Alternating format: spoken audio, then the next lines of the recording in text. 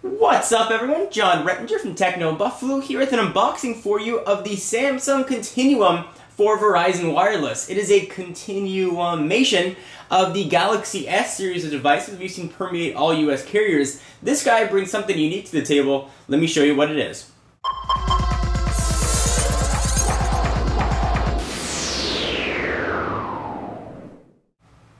So with all unboxings, let's take a quick look at the box. You have a picture of the device on the front, and below is what's sort of unique about this. It's got a ticker, which is a Super AMOLED display that's going to show you some snapshots of information.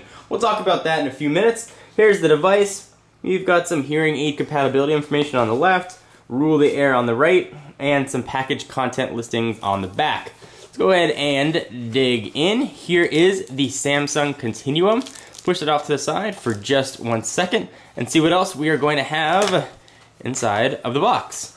So we've got its 1500 milliamp hour battery, which is blue. We haven't seen a blue Samsung battery yet.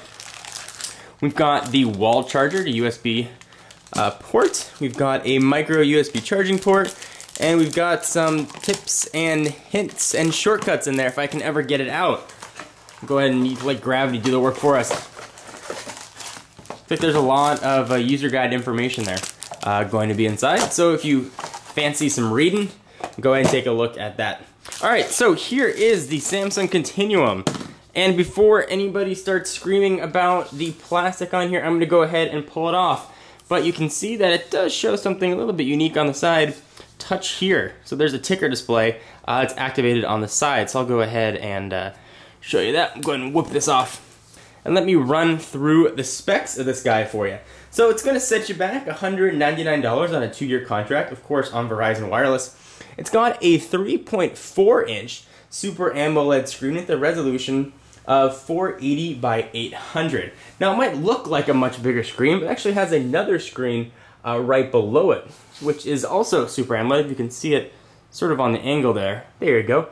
That is a 1.8-inch Super AMOLED screen with a resolution of 400 by 96. Super AMOLED means that the touchscreen technology is actually integrated into the glass of the display, which is going to mean that it's going to translate directly to darker darks, richer colors, and better visibility in direct sunlight. So we talked about the 1500 milliamp hour battery. It's going to get you about 7 hours of talk time. It's got Android 2.1 on it. It's got Samsung's 1 GHz Hummingbird processor, which is screaming fast. It has 336 megabytes of RAM, which is a little bit less than the 384 found in its Galaxy S brother at the Focus. It's got a 5 megapixel camera sitting on the back with LED flash and autofocus that can shoot video at 1280 by 720, which is 720p, and it's got Wi-Fi N built in. Let's go ahead and pump in the battery and take a look at this ticker. I'm kind of excited to see what it looks like. So if you're looking at Verizon Wireless and you're sort of debating between the Continuum or the Fascinate, let me go ahead and tell you the differences. So here is the Fascinate for Verizon Wireless. It's got a 4-inch screen and it's one display. They both utilize that Super AMOLED touchscreen technology. However, the Continuum here makes use of this ticker display, which I'll show you.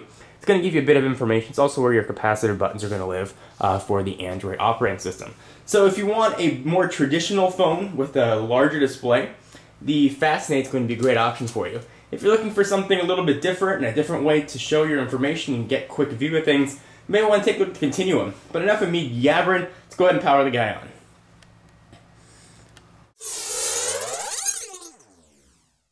Alright, so in goes the battery. And push the back on, and we'll hit power at long last and see what this guy looks like. We're going to have to go through a bit of a Verizon activation period. The back of this is plastic, similar to what we've seen on the other Galaxy S devices, most notably the Fascinate. Go ahead and hit the power button, and while that's booting on, I'll show you a bit of the device. So on the left-hand side, you're going to have volume up and down buttons. You're going to have a micro USB charging port. You're going to have a little bit of a lanyard slot too if you want to carry it around that way in the upper left. On the right hand side, you're going to have your micro SD expansion card slot. You don't have to remove the battery to get to that, which is quite nice. Let's see if we can see what size is going to come in here. I can get my thumb in there and push it out. There we go. It's going to come pre-installed with an 8 gigabyte micro SD card. Quite nice. Go ahead and push that back in, or at least attempt to. I have long enough nails to do that. You've got a hard button, presumably for the camera down there as well. On the bottom, you've got your microphone port. Top, you've got 3.5mm headset jack, and you've got the lock button. Now, one of the nice things I like that Samsung did here is it got rid of that little door that you had to push back and forth to get to the micro USB charging port. So it looks like they're powered on. Maybe we don't have any sort of Verizon Wireless activation period, which is nice to go through. And we've seen right here a very familiar unlock screen. We've seen this on the TouchWiz phones in the past. Oh, we do have to activate it, unfortunately. But you can see the sort of capacitive buttons that are showing up there now right above this new touch strip. Let's see if this touch strip will show us anything here. So right now it's just showing us the date. We'll go ahead and activate the phone, and I will come right back.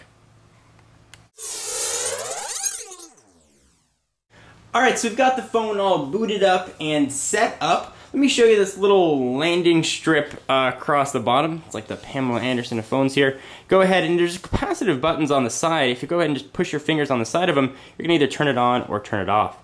So I'll turn it on. You can get some access to some information. I'm not entirely sure what this is going to show yet, since it's not fully configured. It looks like you can show some SNS, RSS. You can show Twitter updates here, so now it's pulling in some RSS feeds. If you click on it, it's going to go ahead and open it up for you. It's kind of a neat way to display information. Although I'm not sure if you're going to inadvertently tap the screen when you're trying to use the capacitive buttons above it, but we will definitely see. First impressions, it does have Bing Maps preloaded. It looks like the Google services, for whatever reason, are not here. See what the applications that are going to come pre-installed. We got the sort of the TouchWiz way of looking at things. So it is a 3G mobile hotspot capable, which is kind of nice. Go ahead and keep scrolling and see what else we have there. Looks like Blockbuster is there. There's the just mentioned Bing. You have a car cradle. If you want to use Google Maps navigation, Gmail, gallery, settings, talk, task manager, Scrabble, kind of fun. Mini diary. Looks like there's a Twitter client already built in. So there's some Wi-Fi settings, Write and Go, voice recorder, and the rest of the VCast bundled service. See down below, I'm getting some RSS stuff popping up on that little ticker, which is kind of neat. So this is, again, running Android 2.1. I'll use this guy for, for a little while, as I usually do, and come back with a full review and let you know if this is going to be a worthwhile upgrade to your current phone. For just a very quick size comparison, in case you're wondering how the display is going to look, again, this is a 3.4-inch display. Here is the 4-inch Samsung Fascinate one more time. Go ahead and see that it is noticeably smaller. Go ahead and stack them side by side, about the same thickness. If you want to see sort of continuing the Verizon tour, here is the Droid X for a size comparison, 4.3-inch phone versus the 3.4, so there's a big difference there. You can see how greasy my fingers appear to be. Go ahead and make a smartphone Verizon sandwich. You can see what those guys look like right there.